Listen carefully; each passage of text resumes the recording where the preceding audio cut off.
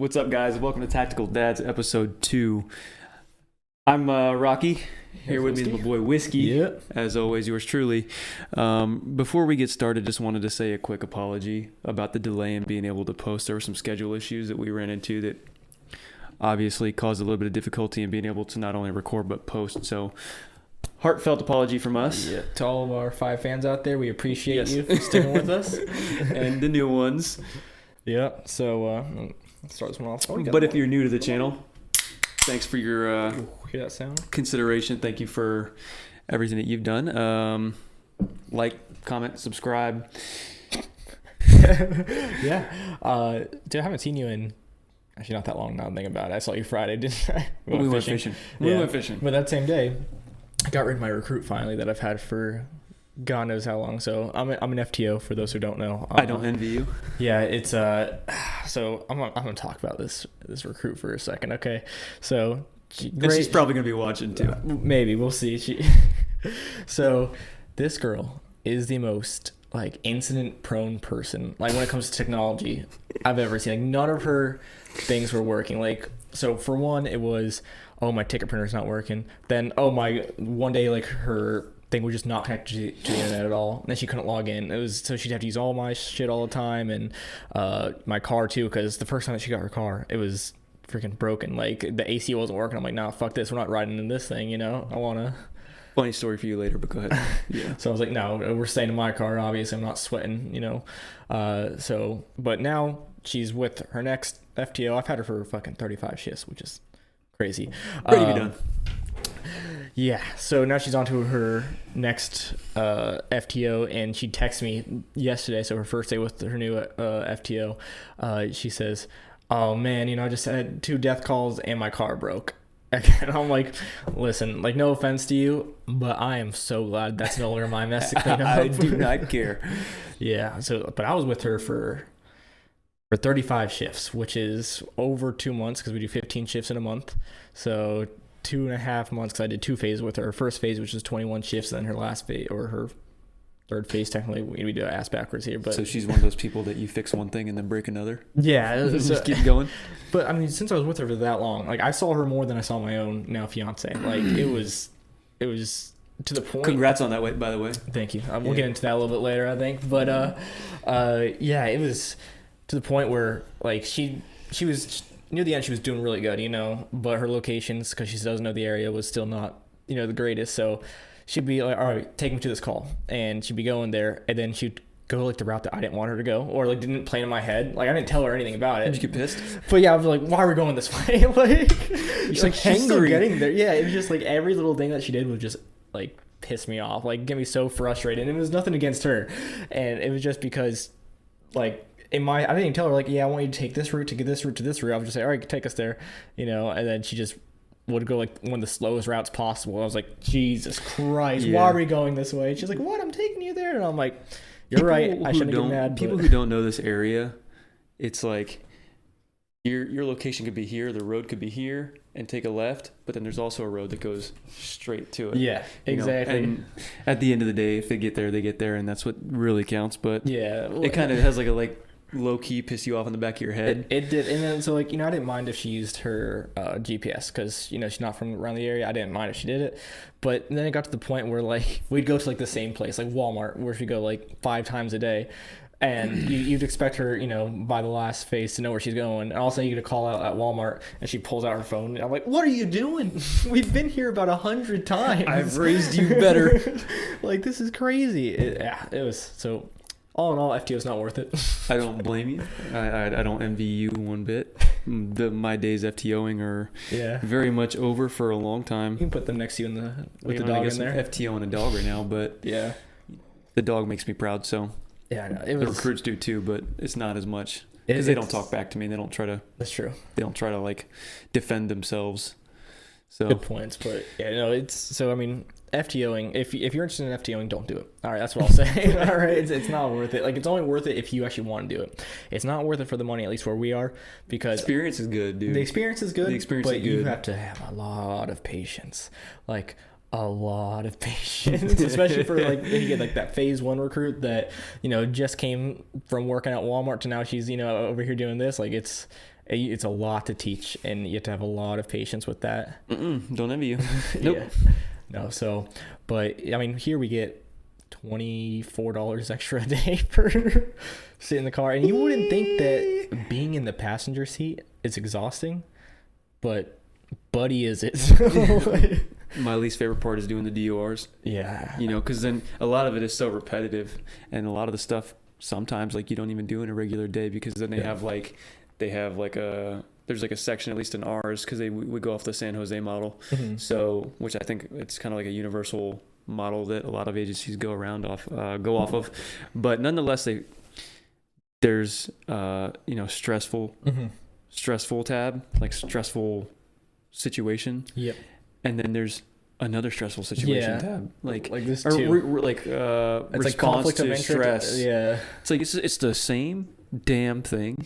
And I'm sorry if I don't put anything. All I'm gonna put is see previous tab. Exactly what I do. There's like a tab that says like investigative skills, and the right below is like interview skills. I'm like, it's the same thing. They go hand in hand. So I say like see investigative, like on my DOR, and then there's one that says field performance, and I just put see DOR for that. Like, read DOR. Like that will tell you how she did. Damn fools. Yeah, but and then so on Friday she had her. So how we do it here is after your third phase. I don't know what technically is. It's technically your fourth phase, right? So they say like the first phase is like your orientation, still getting hired and going through the whole policies and the way we kind of work. The second phase is where you hit the road, and that's your first phase on the road, really. But they call it second phase, and you're expected to do very little amount of work as a recruit, and as the FTO, you're supposed to show them the ropes. Third is obviously the recruit is supposed to progressively show more and more ability to be able to do the like work. 25, 50, then 75, then 100. Something like that. Don't quote me, but yeah. So I had her for second phase, so technically first phase, and then I had her she had one person, and then she came back to me for the phase right before she goes to shadow phase. And in between those, they have an oral board where we are, so they sit in front of sergeants, lieutenants, and captains, and they kind of they ask them a series of questions that they have to answer, like, what are your warrantless, searches and things like that. So anyway, she just had that on Friday, so they did it. She aced it. Like, honestly, one of the... But hold on, wait, did you and I talked to her about this, and she told me how wrong you were. So she told me yesterday how wrong you were. Did she? She did. Yes. She admitted to crying. Because you made her cry. Okay, I didn't see the tears, but she said, okay, so let me go along with the story. Jumping ahead here. Let's tell everybody how... Yeah. Let's tell them these stories. I feel like these are stories that people are going to like and enjoy. Yeah. So, she went in there, she killed her interview. She really did. She, didn't say two little minuscule things, but, other than that, aced it. So, they kick her out of the room. Then they want to talk to me, the sergeants, lieutenants and captains. They want to talk to me about how I think she did and how she's done, progressed and whatnot. So, I'm like, yeah, she's, prepared for shadow phase. She's prepared to be solo. I endorse her fully, whatever. And then they kick me out. And then I go out there and I look at her. I'm like, I had to hold it in too. I was like, listen, it's whatever. I said, when you have to go back in there, all right, just be respectful. Yes, sir. Yes, ma'am. And just do whatever they say. Okay. She's like, oh no. Did I do that bad? Looking at me like these puppy dog eyes. And then I'm like, listen, I can't say anything yet because they have to be the one to break the news to you. But I was just kept giving her these sides. I've taught you better. Yeah. I didn't say anything like that. And she's like, so I failed. I'm like, I can't tell you that, but... She told me she was very close to tears. She was like, man, Sergeant's gonna kill me. My boyfriend's gonna kill me. This is horrible. All these things. Is she? She was like, yeah, that. But she was like, yeah, that person's gonna kill me. I'll just bleep that part out. I don't mean to say name.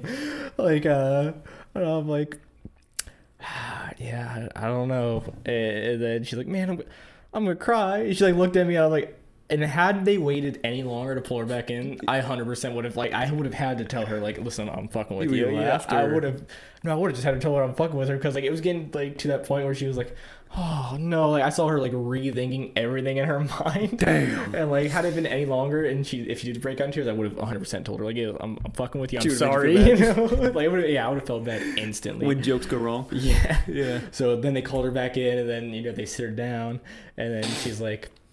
Of course, they're like, and how the original person talking in there made it sound too. It was I'm like, oh man, this is playing into it, without even really playing into it. But then of course they break to her you did really good. You're going on a shadow phase. They think you're gonna thrive here, whatever they say. But she legit started tearing up in that room. So I think that I kind of brought her all the way down here. And then immediately after, all the way up here, Dude, that's such a from a dump to a straight rush. Yeah. After when we walked out of the room, I'd talk to her. I was like, I had to get you one last time for all the horrible things that you put me through, having to sit there, So speaking of the oral boards going to the shadow, there's this thing that we normally circulate, and it was circulated to me. I guess it's been going on for years, but we tell a recruit before they go into the oral board that they've got to wear they've got to have the cap? The hat. It's like an honor guard cap. Yeah. Or like a NYPD cap. Yeah. And the white gloves. The white gloves. The Michael Jackson white gloves. And so, but we tell every recruit that, and they go around trying to find who has this. And when they say I was never issued this, we give them so much shit you were never issued this. You didn't take the time to go and make sure that you got this, and when this is a part of the uniform, dude, we do the same shit. Yeah. And it's so funny because they scramble and they go talk to people, and you could see the look on people's face who have either heard it or been through it, and they're like, oh my god, here we go again. It's still going. You poor thing. I know what's happening, and I'm not gonna tell you because I like to see it, right? So but I wonder if anybody's ever done it. Didn't you? Didn't you go in there with your cap on and gloves on? I heard a rumor that you did. I don't know if it's true or not. I may have. I may have. The other day I did see. You put me on the spot now. I'm like, man, did I? I may have. I don't know. But I did see in a recruit's mailbox a cap in there the other day. I was like, oh, somebody's getting him. It was yeah. It was. He's now on my squad. Yeah. Because he passed and everything like that. Yep. But no, shout out to my recruit. You're gonna do great. I have all the faith in the world in you. I'm sorry for getting you like that, but I had to. All right, it's part of it. You're part of the family now, so you're gonna get a little bit. She's a funny girl. Yeah, she is. So, I mean, while we're on the topic of law enforcement and our jobs, what's some of the crazy stories you've been through? What was your first hot call that you went to, and then when you're done, you're like, damn, that happened. I don't I can't think of all of them because they happen more often than you think. But the one that sticks in my mind the most is the fire. Oh, dude. Wait. So many things happened in the undercover car. Oh my. So you want to tell? All right, you want to tell a story? I think you tell. I think we're talking about the same story. We're thinking of it. Are you thinking of the one where I christened somebody's front yard? Okay, what's all that one? Yeah. Okay. But then we'll go on to the fire because that was Yeah, I held we'll jump back to the fire. I held that one real close to me too. So so we'll go with the christen. Okay. Or should we tell the fire one first and then lighten it with? Okay, let's go with the one where we christen the yard first. Okay. The homemade fertilizer, and then we'll move on since we're here. So we were on night shift. Yep. And our sergeant had just tried to pull someone over. Mm-hmm. They parked in an alleyway, bailed out, and had fled to a house. I guess he had somehow linked them to this house, right? Mm-hmm. And so he told us... I got a beer burp in a second. Yeah. And so he told us, go get the unmarked car, and we'll sit on it until he either comes out to get his car or until we could see him or, whatever. Go get the unmarked car. We're going to sit on that house. Yeah. And so me and you, we went back to the PD and we got the unmarked Charger. And at the time, it wasn't so apparent that almost every Charger could be a cop car. Yeah. But so we got the unmarked Charger. It was a black one, so we could just black out and it would be kind of just You know, so nonetheless, we parked on this person's yard, dude. We parked right on their yard next to a fire hydrant, and we were facing at their house. Yeah. And we even got so slick that we cut the car off to make it look like it was just one of the residents. I think we rolled down the windows like a little bit. Yeah. And just cut it off, you know, so no lights were inside. Like super incognito. Yeah. Like so they would even think like, okay, this car belongs here. It's one of the residents. And it's parked. They're asleep or whatever. No one's in there. And so like we were super incognito. And I was in the driver's seat and you were in the passenger seat. And it was the funniest thing because it was silent. It was so silent. It was silent. And we're like in between watching the houses and playing on our phones, like just being jerk offs. When you throw your computer from your lap onto the dash, straight shove it, and it hits the windshield, it hits the dash, makes a loud ass bang, and all in one motion, you pull the door handle out.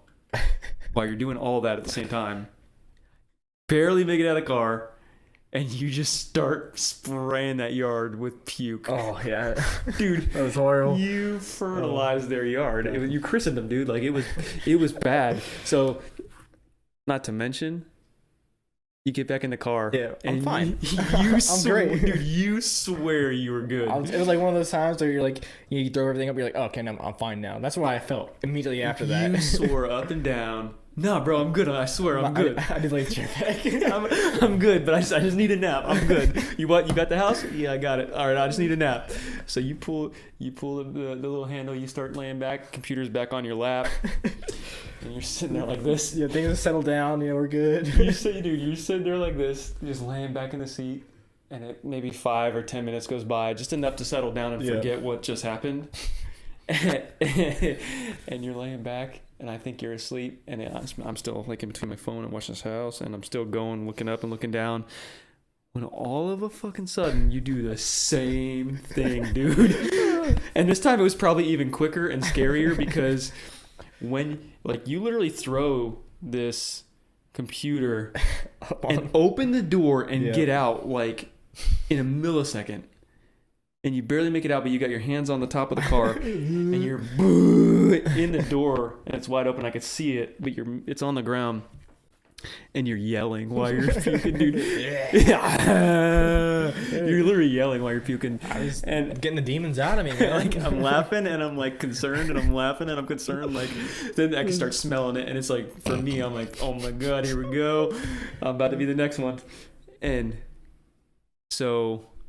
You get back in the car. I'm done. All of a sudden, you're not good. Yeah, like, we gotta go. We gotta go. You're not good. I gotta go home. Take me home. So we leave this house. Just forget about that guy. He's a douchebag. And so we go. I take you back to the PD, and you go home. But call sergeant. Like, yeah, I gotta go. But bro, like that was one of the funniest things because when you swore you were good, like all right, he's good. Yep. Nope. I lied. And so, funny story. And I was actually thinking about. If we shared this on the podcast, that house is now for sale. So really? I think you ran them out. They couldn't get the permanent spot of grass to grow back. It was just all dead. So every time they backed out the driveway, I was like, what the fuck's that smell? It's for sale, dude. Oh. You killed the patch of grass. So I'm almost positive that they either went outside that next morning and either smelled it or they saw it. Yeah, they're like, where the fuck did this come from, man? Like that was. Imagine they have like cameras like on it. Oh, dude, they see like an unmarked car and then a random. Speaking of cameras, what you want to tell about the barrel roll? Oh no, we can't talk about the barrel roll. Talk about the barrel roll, dude. Jeez. Talk about the barrel roll. All right, I'm tactical as fuck. That's all we need to know. All right, tactical dads. Yeah.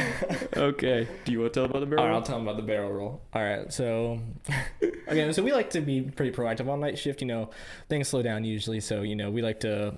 One of the big drugs where we are is meth and heroin, So we're sitting on a known meth house, and this time outside a patrol car. We're on foot. We're on foot. What we would do is we'd call it, hey, this person's leaving on a bike. Hey, this, and we'd have people set up all around the house. Like, hey, this person's leaving in a car, and whatnot. So there was a night that we were out there on foot, me and old Rocky here, and we just we're kind of sitting in between like two houses.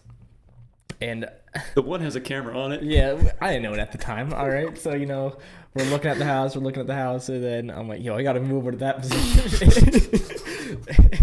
It'd be better. So I just killer. I do a killer barrel roll. Hold on, no, because we make a bet at first. Oh yeah. And I got so lucky because that lady wasn't there. I got so lucky. Tell them about the bet. So what is the bet that if I do the barrel roll, yeah, if you take the tactics to do to do the barrel roll and you're successful at it, yep. I have to go tell this freaking big fat drug dealer that you've been looking good. You've been looking good. You're taking care of yourself. and this lady already had a thing for old Rocky here, but I lucked out because you did this barrel roll. Totally stud. Yeah, dude, it was tactical as fuck. I felt like Jason Bourne doing it. All right, and we got a video of it somewhere, but then you did go up to the house. I did end up going to the house. And then she was in jail already. She was in jail already, you lucky bastard. So I got so lucky. But then the next morning, I get a text from the girls whose parents that house is, and it's the video of me doing the barrel. I don't know where the camera was posted pointing at us. We didn't even. I don't think we saw the camera too before I did we?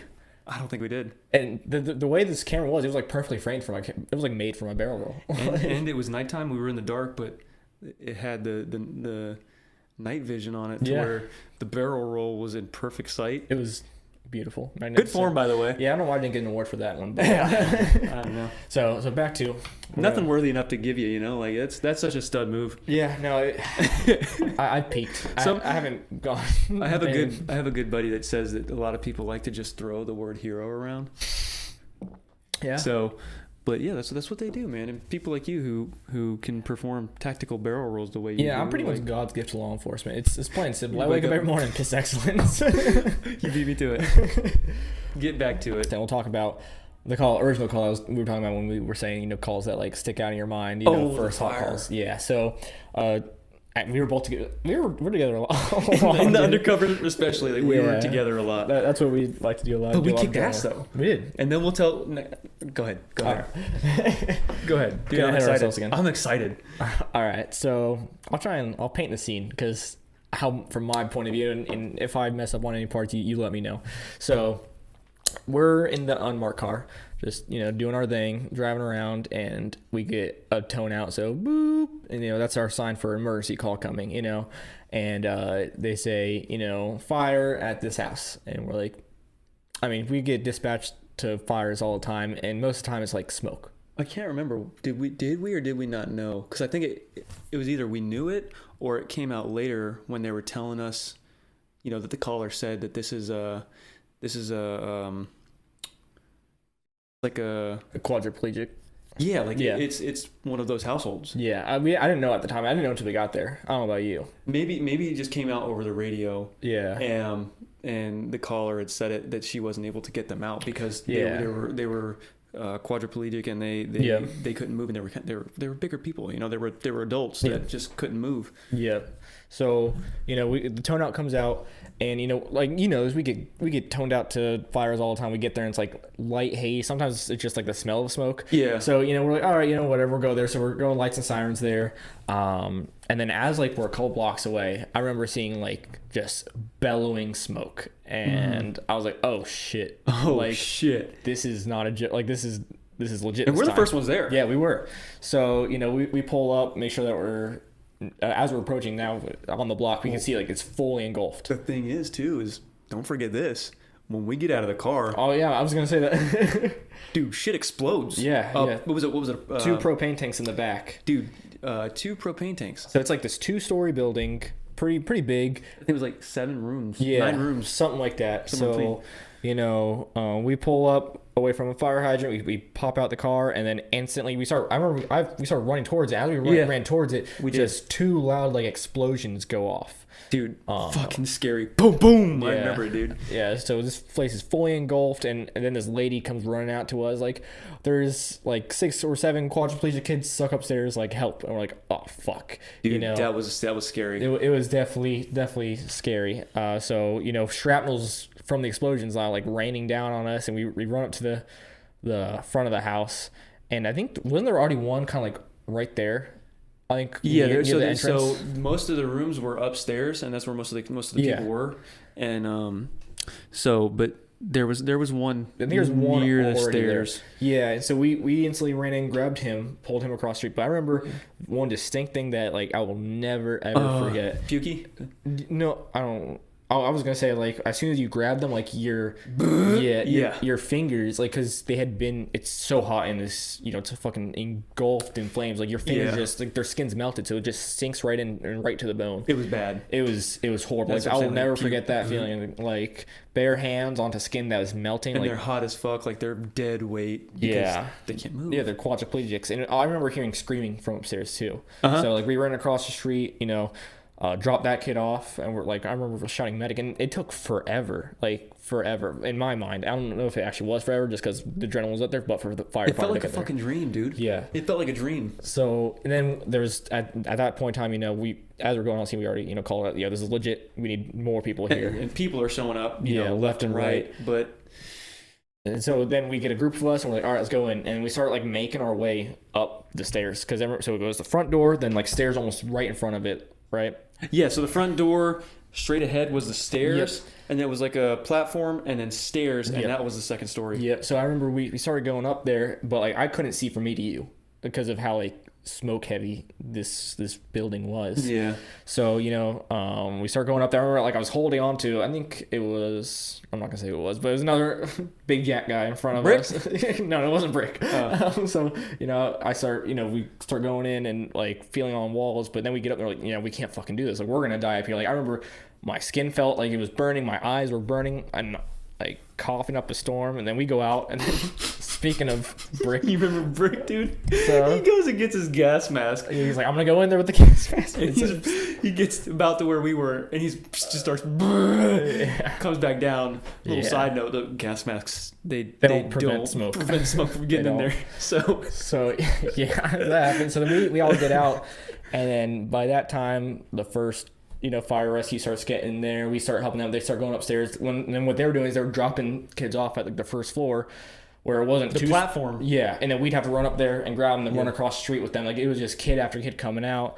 So again, it was that first flight platform, second flight, and then it was that. So they were dropping them off on the platform.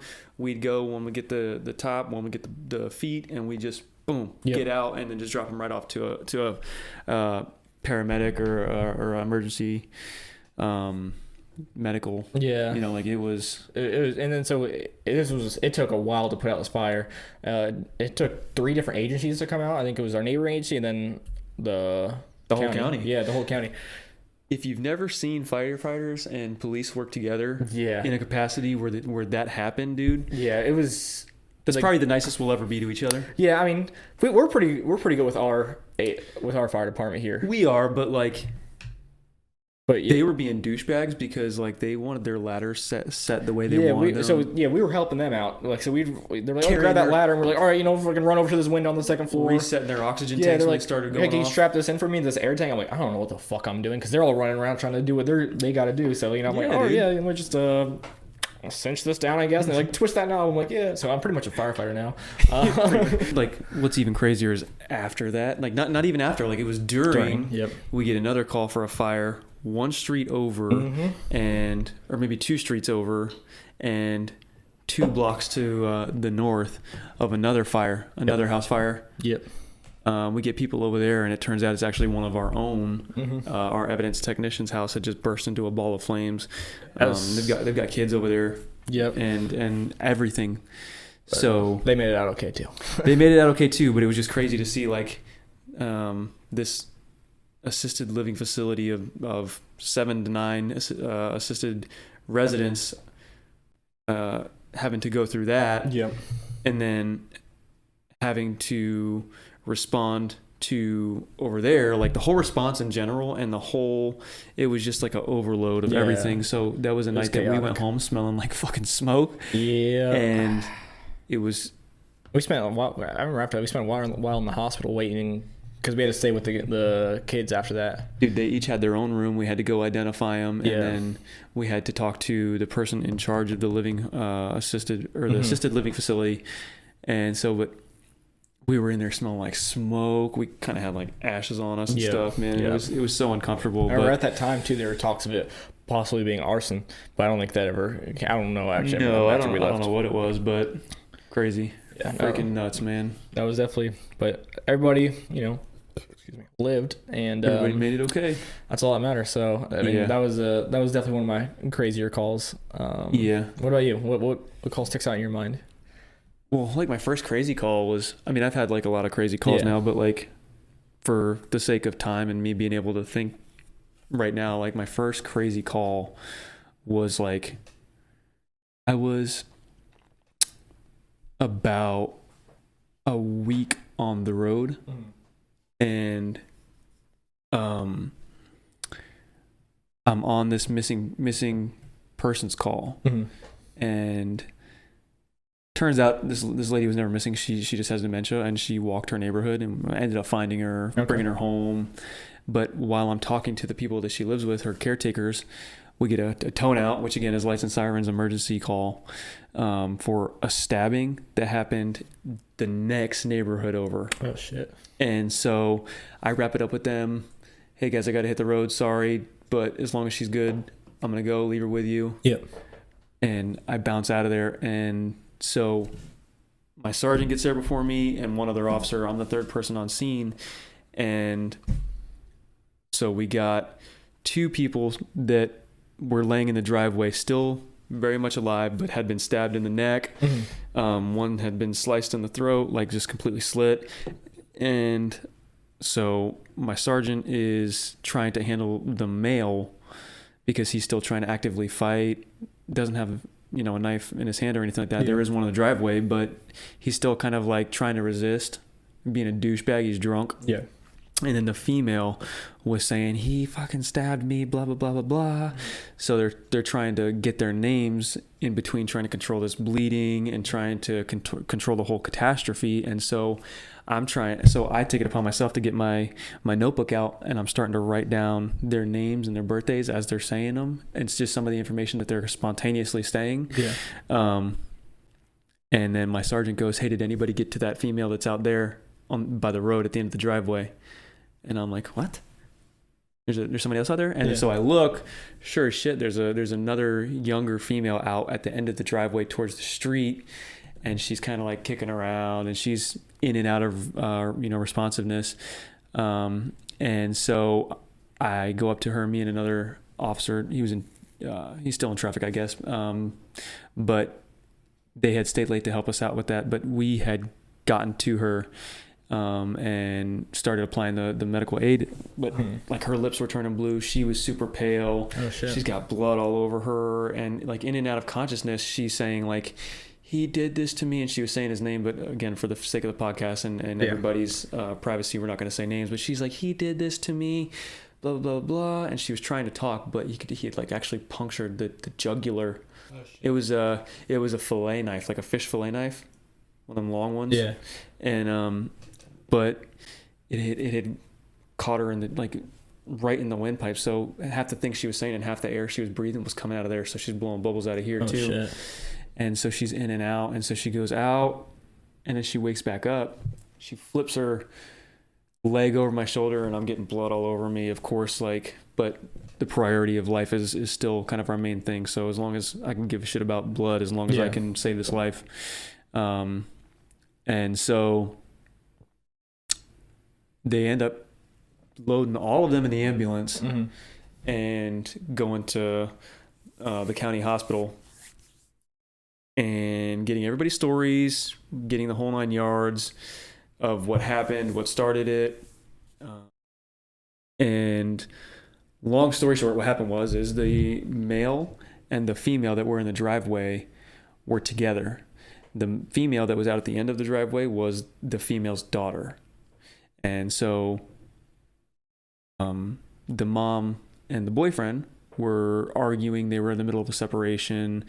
And so the boyfriend figured like, okay, well, if I can't be with you, nobody can. So fuck you and fuck everybody else. So he actually went up behind her and he put the knife through her neck and then stabbed her in the chest with it.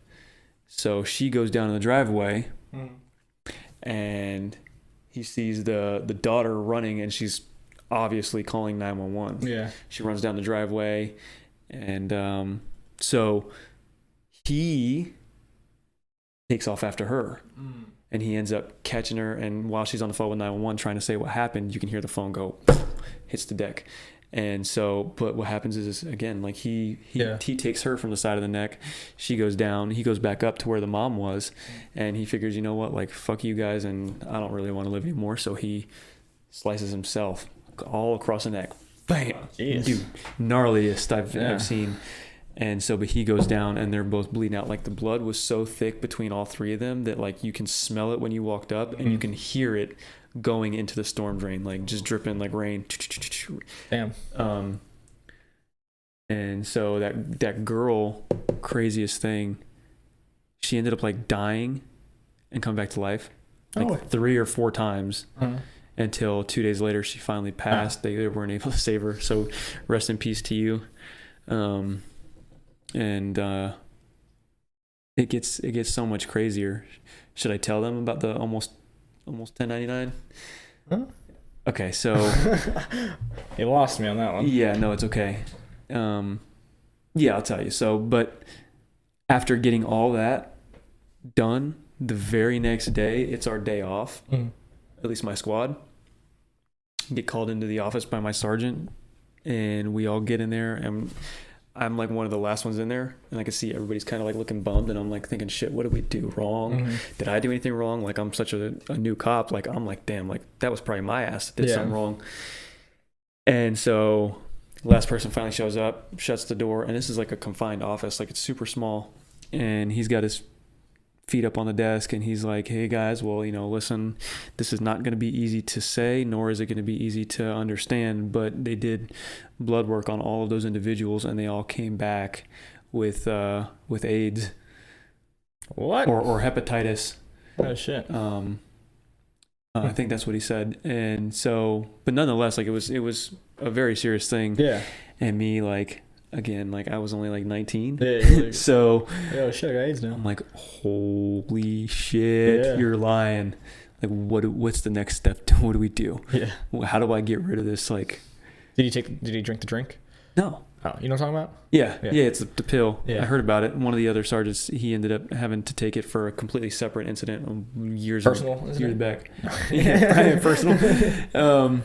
But so we're like, how do I tell my girlfriend this?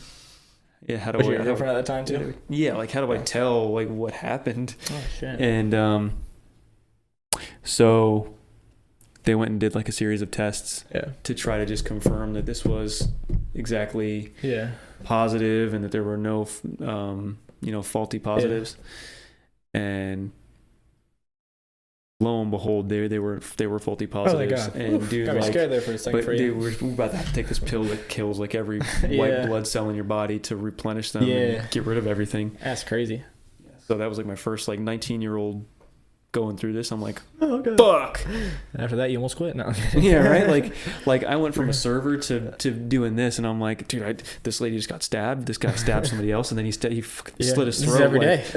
I just seen the most blood in my life that I've seen, like, in years. The most blood I've seen is, you know, when I've squirted a pimple, and it's blood from my face. Like, that's it. Yeah, no, that's crazy. This shit just happened.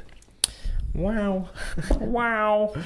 So it's crazy, man. There's been a lot of, like, experiences where it's like, when you're in the moment, it doesn't seem like it's so much, and then you go home and you're telling somebody something, or you're thinking about it, because we have a lot of like, a lot of moments where we reflect on things, and you just kind of become so used to it, like, what could I have done better? But nonetheless, like, you go back and you think about these things, and you're like, damn, that was kind of a big deal. Yeah, and I think that's where, like, a lot of like, post-traumatic comes from, honestly. Like, it's gonna come from when we retire and look back, because, like, there's calls that happen, and in the moment you're like, this isn't that big, and then you look back at it like, oh wow, that was kind of a big deal, or like, oh wow, I could have died there, or whatnot, you know. So I think that mental health, like, I think it's becoming more and more acceptable, like, as guys, you know, and especially in law enforcement or the military, like, you have supposed to be these badass motherfuckers that, you know, nothing phases you, but in reality, these things will phase you. We breathe air too. Yeah, you know? exactly. So, but like what's your crazy, you have a crazy use of force story that you want to tell, or anything that like you're proud of, or any moment that you're kind of like pop my cherry? No, not really that I want to get into on this podcast. Maybe like on a later podcast we can get into some of them. But yeah, what about you? You got anything you want to tell now? I hadn't had like any like really crazy use of forces, but like my first one was pretty cool because I was still on training. I was in so we talked about the phases a little bit earlier in this podcast of how FTO goes. I was in my second phase. Mm-hmm. So this was, again, if you weren't listening before, my first phase on the road. And we get this call. Our corporal had called out a suspicious person outside of a closed cell phone store, and at the time we were having a lot of burglaries at cell phone stores, so it made sense, check out with him. So he goes to check out with him. This dude is obviously not right in the head. He's got a blanket with a bunch of things underneath it, a pillow behind him, and he's just going to town. Bah, bah, bah, bah, bah, bah. Some in Spanish, some in gibberish, and some in English. And so I get there, and being so brand new, they want to expose you to so much. They're like, well, okay, well, what are you going to do? And so I tried talking to him, obviously not working. And I eventually say, he's not right. We're going to go hands-on with him. And to me, at least, I feel like he meets Baker Act criteria. Yeah. And so they give me, okay, go ahead, And when I say go hands-on, I'm not saying I'm going to fight him. But I'm going to go and I'm going to grab him and I'm going to help him. Okay. And I'm going to secure him. Yeah. And I go to step up. And he starts cussing at me, telling me, like, you come any closer, that's a bomb. I'm going to fucking blow this whole fucking block up, motherfucker. Like, blah, blah, blah, blah. And it seems like he just went from this crazy person to, like, he is talking like he can really carry out this threat. Mm-hmm. He became, like, somewhat competent all of a sudden. Yeah. And so kind of, like, cautious, like, okay, well, damn, like, he really just said that. And it sounded kind of like he meant it. Yeah. And so we give him a couple, like maybe 2 more minutes, and we're trying to talk him down, trying to de-escalate the situation. So eventually we run out of that time. We exhaust every other resource available to us at the time. It's time to carry out our original plan and go hands-on with him.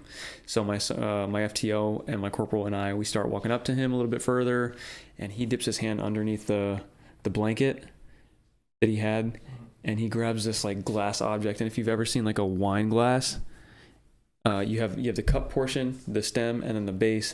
It looked like a wine glass with the base taken off, so it's just the glass portion and the stem.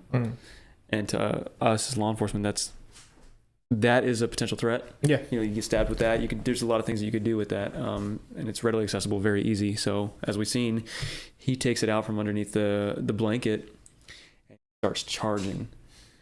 Ends up taking like a slight curve, starts running across a state road. It's a 6-lane state road. Mm-hmm.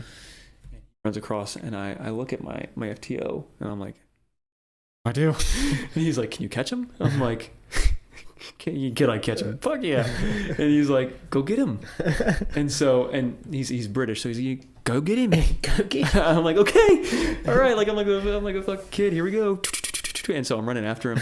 What are you doing, you muppet? You fucking muppet. And he's running behind me at a slower pace. And my corporal hops in his car, and he does like a U-turn to kind of like either cut the guy off, or chase him or whatever. But so by this time I'm getting so close to him that the guy looks back and he sees that I'm getting really close to him, and he turns around with that thing, and he tries to kind of swing it on me.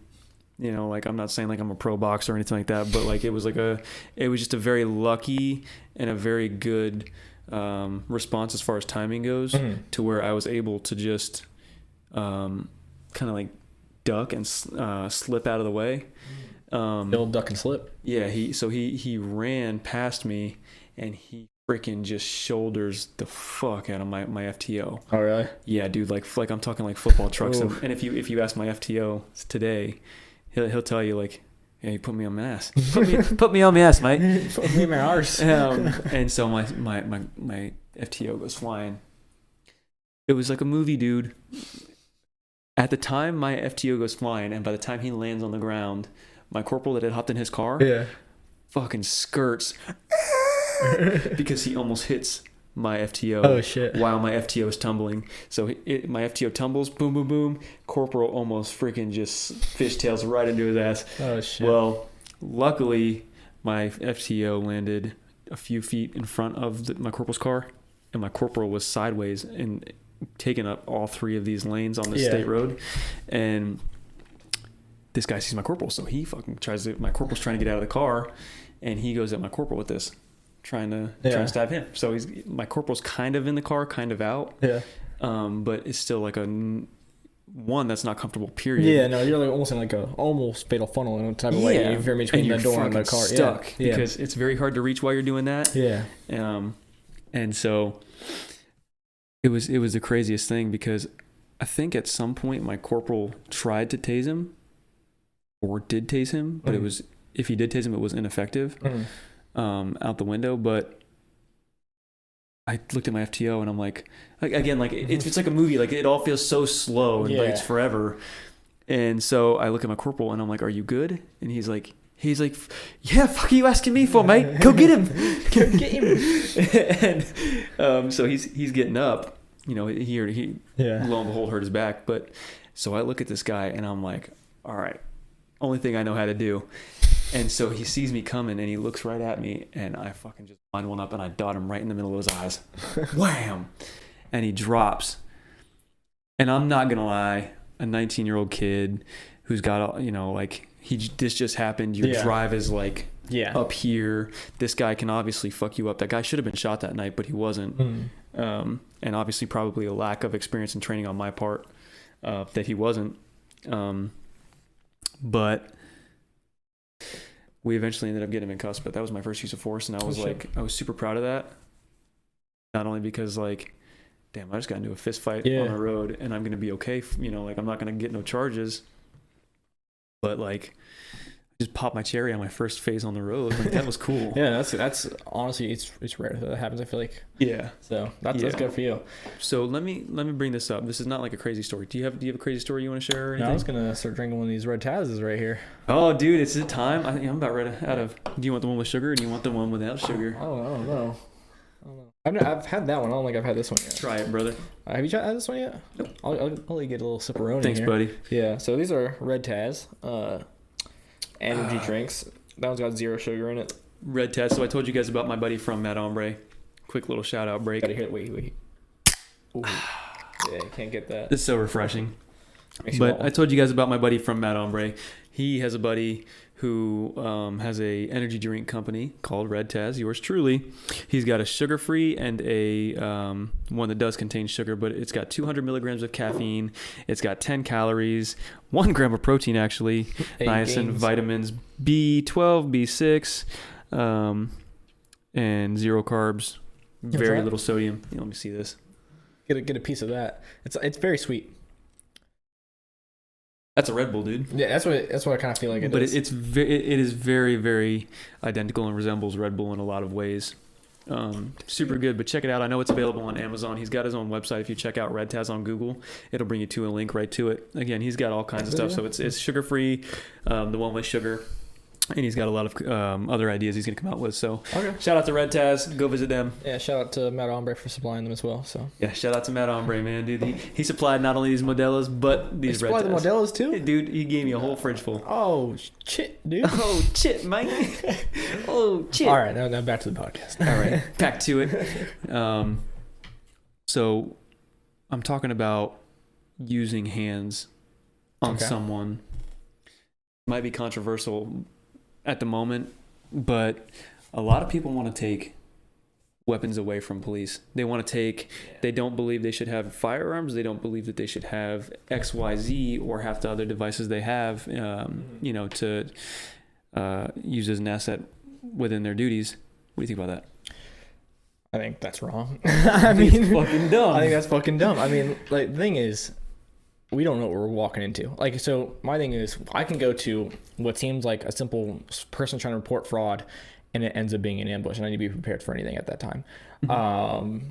I don't know if you've seen this movie, or it's a show on HBO called The Watchmen. Have you seen it? Mm-mm. So and I'm pretty sure that's the show I'm thinking of, because I only saw a couple episodes of it. But in episode 1, in it they bring up kind of law enforcement, and in it there's a cop trying to do a traffic stop on a guy, and he thinks he has suspicion that this guy has a weapon, and he has to ask his supervisor for permission to use his firearm. So pretty much in his car, in his patrol car, there's like, it's almost like the gun's like stuck to something, and then his sergeant has to like release it. What if your sergeant's taking a poop, dude? Well, that's the thing. So they're like, "Are you sure?" Like, so he's ready. Like, hey, can I access my firearm? I believe this guy has a firearm. And he's got this mask that shows he's violent. He's associated with this almost gang. Like, can I use my firearm?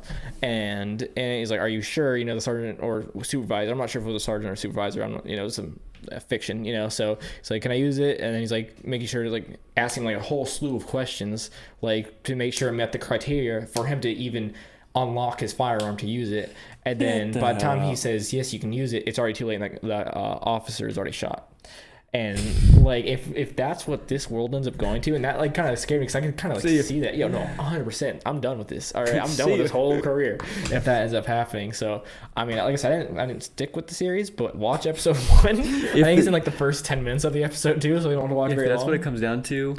Yeah. Bye to the agency. Yeah. And I'm taking my dog with me. I'm taking my dog with me. But like, it brings up like, you think about like, there's so many use of forces throughout the, the country or even throughout the world. Yeah. And we'll get into a whole use of force episode, but just God forbid right now, because it's on my mind. If you want to take these tools away from law enforcement officers, and people are already complaining now when officers are, taking people down, or the way that their bodies are landing, or the way that the maneuvers are just techniques and stuff like that are being performed to gain this compliance. They're complaining already. You do a hip toss to somebody and it knocks them out. Oh, dude, you're in deep shit, because they're gonna try to sue you. Yeah, right. Like, what do you think is going to happen if you take away these cops' tools? What do you think they're going to use? The only thing they fucking have, right? These things. What do you think is going to happen? I mean, I think that if you take away these tools, you're going to get some shitty cops, is what's going to happen, because smart cops aren't going to want to do the job. 100%. Like, if I knew tomorrow, knowing that, hey, they're taking away your gun and the only thing you'll have is a taser, I'm like, all right, I'm not going to work. 100%. Yeah. Like, I'm not going to work because I don't know what I'm going to walk into. I'm just saying, like, if there is any cops that are actually about it and won't walk away from an issue that's in front of them, what do you think they're going to do? I think that they're going to go to they're going to use this. I think that they're going to do that, and then I think that what would happen is they'd hear like a call come out over the radio, like robbery in progress at like a simple like gas station or something like that with a firearm. I'm like, fuck that, I'm not going to that.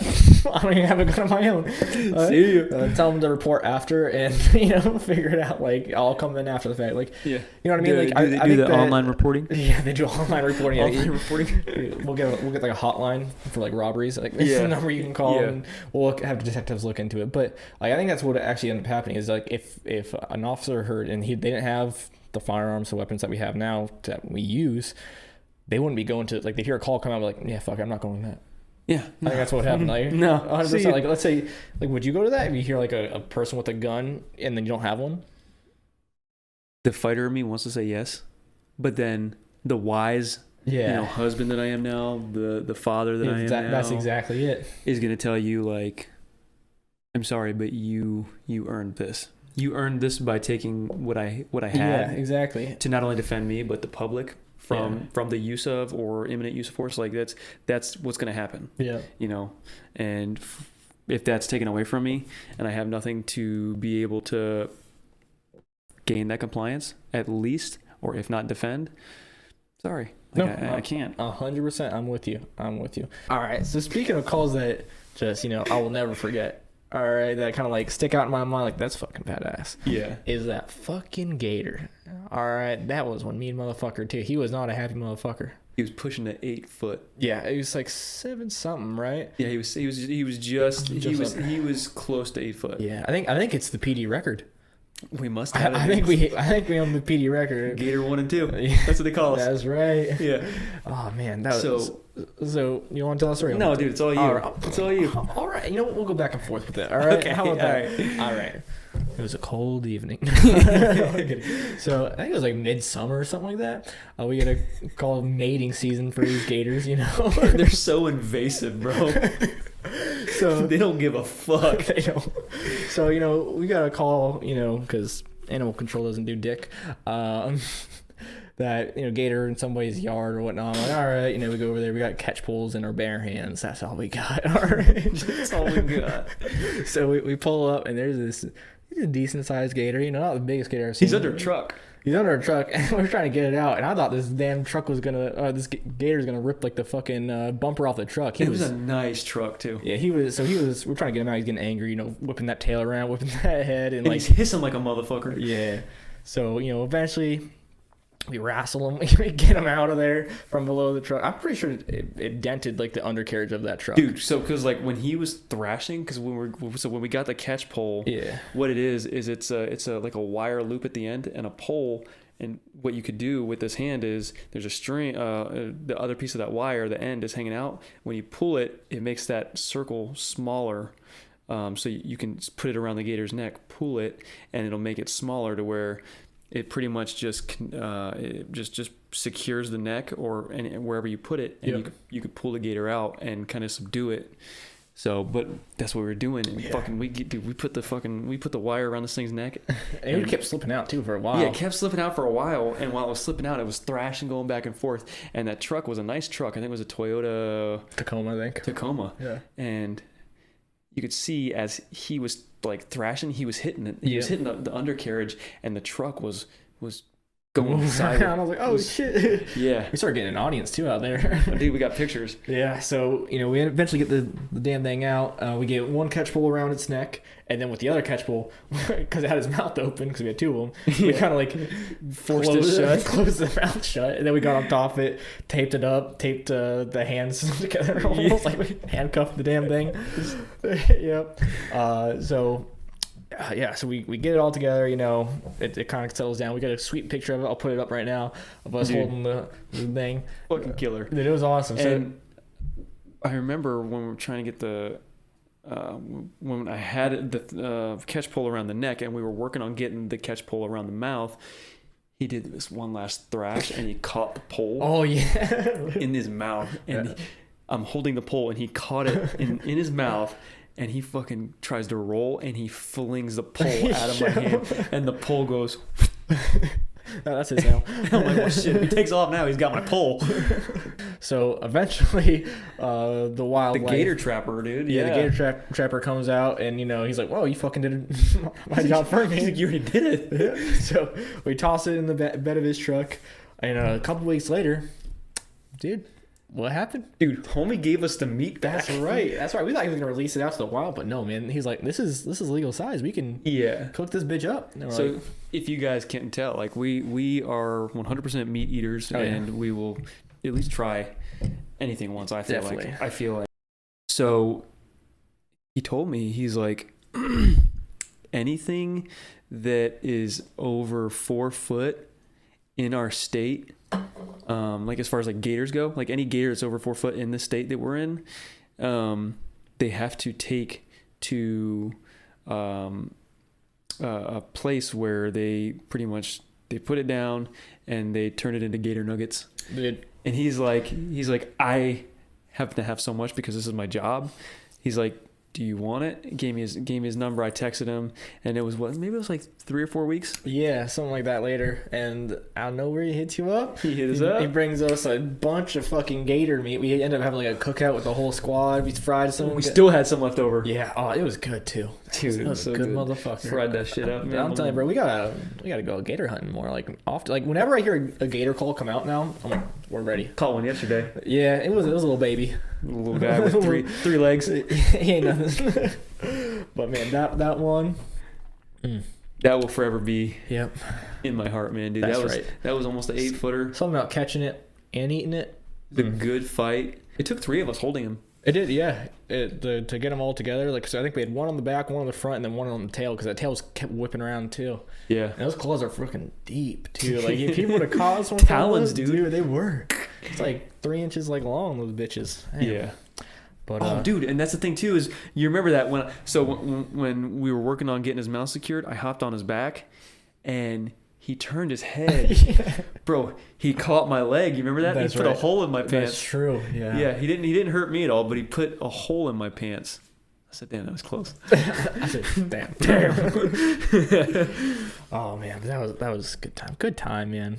Oh, the good old days. There's a lot of good times, Yeah, man. you look back, you're like, I can't, like when we're on the spot like we were today, kind of trying to come up with some, like you don't remember them all until like after the fact, and this is like one of the ones that I was like, damn, that's just like you know that when you go to these calls or when you get dispatched to these calls, you're like, fuck, like who calls the cops because a gator is doing its thing? Why are you calling us? A gator is in their yard. Well, guess what, lady? You live right next to a damn lake. Yeah. Why are you calling the police? You mean to go arrest this damn gator? Do you mean to Baker Act this gator? Because guess what? Those are the only two places that I could transport anybody to. Yep. You know what I'm saying? So what do you mean to do?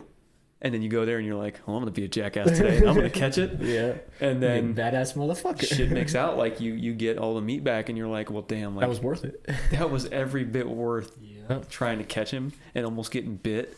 Absolutely, man. So, times like that, man. I'd do it again. 100%. Like I said, now whenever I hear that gator call come out, I'm like, Give me a give me a 13, 14 footer, dude. Let's wrestle. Let's wrestle. Oh, dude, call me Steve Irwin out here, boy. Let's wrestle. Rest in peace to you, buddy. Yeah, let's wrestle with Gator. Yeah, but So, yeah, I don't know. You got anything else you want to say? dude, I think that concludes episode 2 of Tactical Dads, guys. Yeah. Thanks for tuning in. Thank you. Thanks for listening to not only this one but the last one. If you're new to the channel, don't forget, please like, subscribe, and comment to our channel. Ring the notification bell. It helps us out a lot. Yeah. Lets us know you're paying attention and that you actually care about the things that we're saying. Yeah, and if you don't care what we're saying, just put in the comments. Let us know you don't give a fuck what we're saying, and we appreciate that. Yeah, there you go. Boom. All criticism's good criticism. All I don't know. Yeah, I don't know. But until next time, guys. Tactical Dads. Thank you.